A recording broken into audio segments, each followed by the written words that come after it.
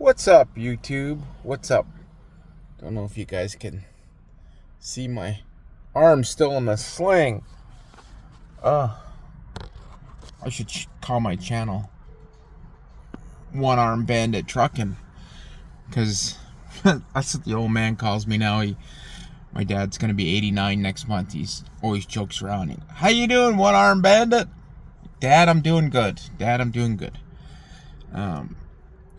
My dad was in his 20s when he was in a mining accident, so he knows the pain I'm going through. He still got a scar on his shoulder here where they wired up his shoulder back in the day when a slab fell on his shoulder, and that's how they did the surgeries back then. But like I said, 4 times to put it back in. They got it in, waiting for 1st of May to go for an MRI. Then I got to go to the 2nd of May, see the specialist. Hopefully he's got the results, find out what they're going to do. It's going to be a long road to recovery, they say. So I don't know. I don't know if I'll be shifting gears and passing queers anytime soon, as they say. But yeah, we take it day by day. You know, been watching a lot of YouTube.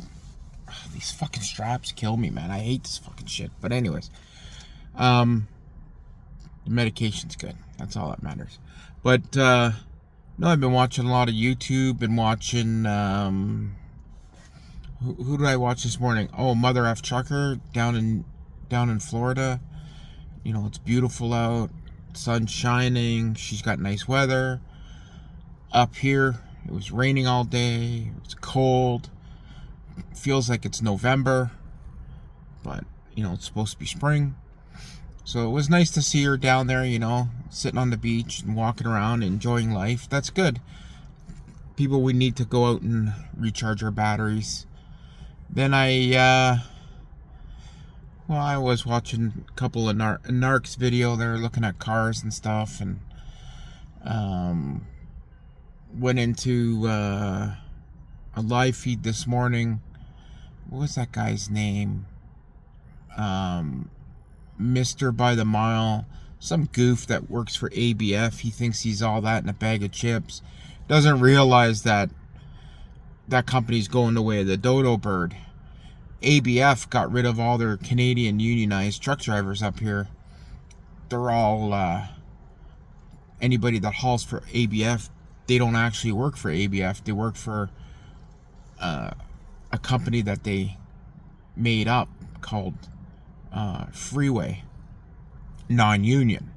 So the guys pull the ABF trailers around, but it says Freeway on the side because they don't want to pay the union shop rates. It's their go around, right? That young guy that's talking about ABF, he doesn't realize that Cornflake went the way of the dodo bird.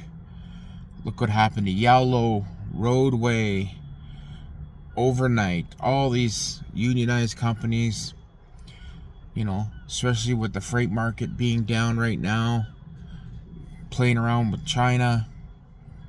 You're gonna see ABF's gonna start closing doors, or they're gonna do what they did in Canada, get rid of the unionized drivers and then just have contractors pulling for them or whatever. But yeah, so I was in that live feed there, and I jumped in, and he was making fun of Cordiva. I guess because he doesn't like Juan. I don't know. They got into it, and then I made a comment, just, you know, stirred a pot and said Cordiva is soft like butter. But then Willie came in, because, you know, good old Willie Worthington trying to make friends. I made a comment at the end before the video went down, and Buddy read it, and I think he blocked Willie. I said Willie beats his wife because she cheats on him with the neighbor.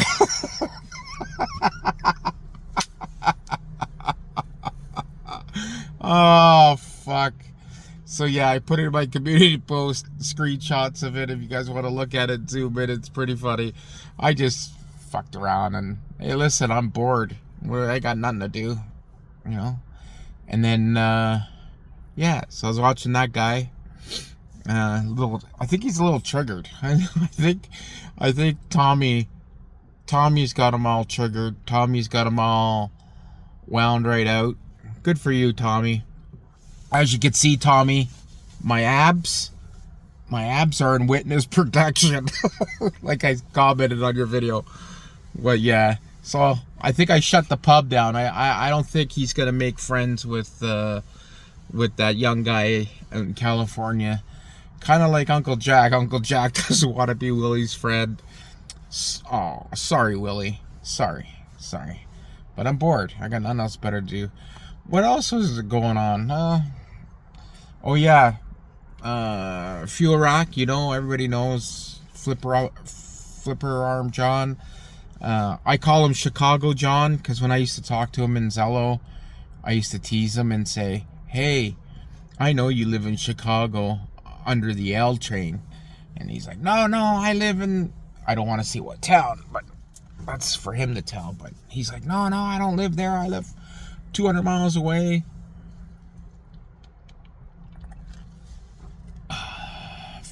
First coffee of the day. Fucking nice. But no, I was teasing him.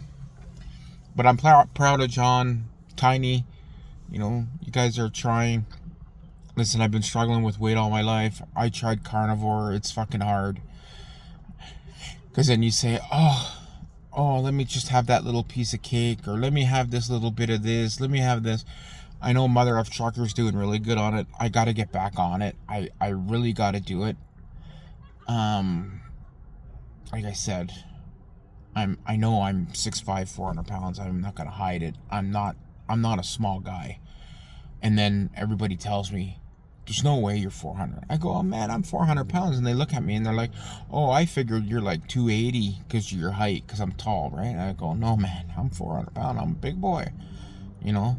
So, and when I was rushed to the hospital for the dislocating my shoulder, what was, they have this thing called My Chart, and they send it to your phone and all this. So they put down what's wrong with you, right? So shoulder dislocation, I banged my left arm and left hand and wrist, bumped my head, and then at the last one it said morbidly obese, and I'm like, fuck. But you know, it is what it is. Kind of reminds me when I was a kid, I go with mom and she'd take me to the store, go buy a pair of jeans, right? Going back to school, right? You gotta get new jeans, new shirts, whatever. So my mom would walk in and ask the person, and I'm trying to find jeans for my son, we're like in the kid section. And I remember this is back in the late 70s, early 80s, and the person would point, ma'am, the husky section is right over there, because that's what they used to call it. Anybody that remembers back in the good old days, that's what they used to have. They used to have a section called the husky section for the bigger kids, right?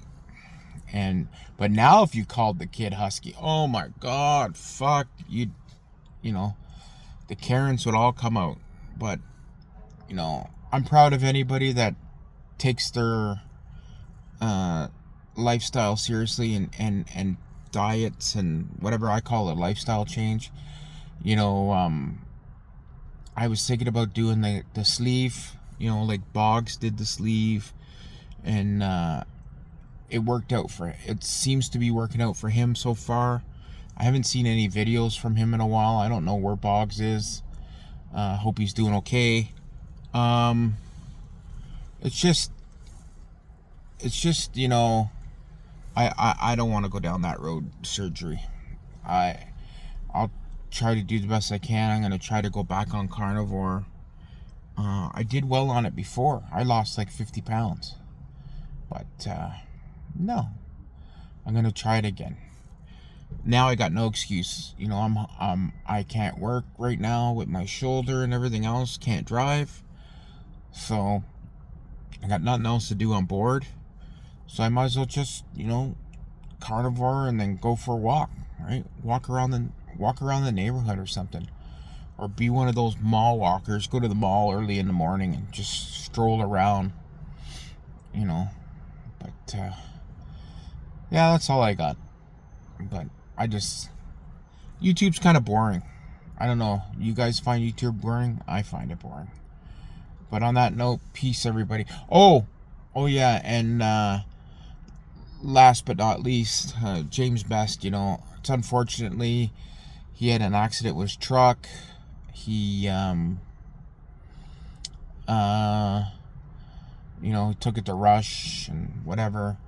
I say take it to a Mexican shop, whatever. Call up a scrapyard. Like I was telling Narc in the live feed, I don't know if he read it. And then I also said it, James Beston's live feed, like the one that, what's his name talks about. There's one in Tennessee called John Story Truck Wreckers. And I bet you that guy's got every part. I bet you that guy's got the fairings and the bumper and all that.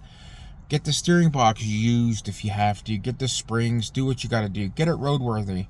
If you can buy it back as like a drivable write-off, right? But if it's branded, up here they call it branded on the ownership, but you know, salvage title, down there you guys call it salvage title, then it's not worth it. I would say junk it and get the money from the insurance. I told Best there's a couple companies up here, trucks are really cheap. Maybe I'll put the picture of the truck, one of the trucks I found, as the screenshot at the beginning of this video. It's a 2014 Volvo 670. You could get it for less than 10 grand, and it's drivable. It's a workable truck. Is it the prettiest truck? No, but it's prettier than Todd's. But you know, get a used truck like that and stack your loot, man. Work it for about a year, because the truck's already hit bottom. You can't get less. You can't lose on that truck.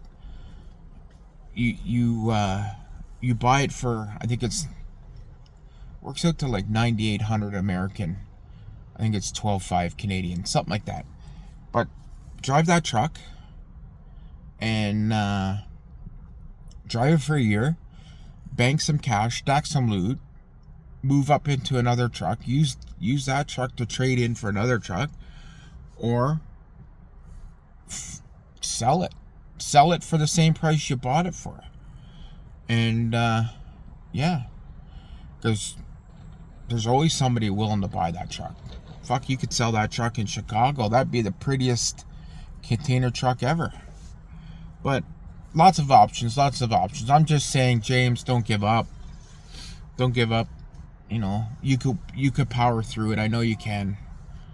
Even if you got to go company for a while, worst case scenario.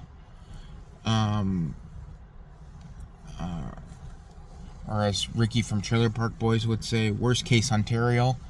But no, worst case scenario, go company. Take the wife out, you know, and stack some loot, and come back at it again. Try to keep your authority active. You know, get the minimum insurance you need just to keep it active. And yeah, that's all I got. I don't know. Advice is free. Take it or leave it. Everybody else, have a good day. Peace.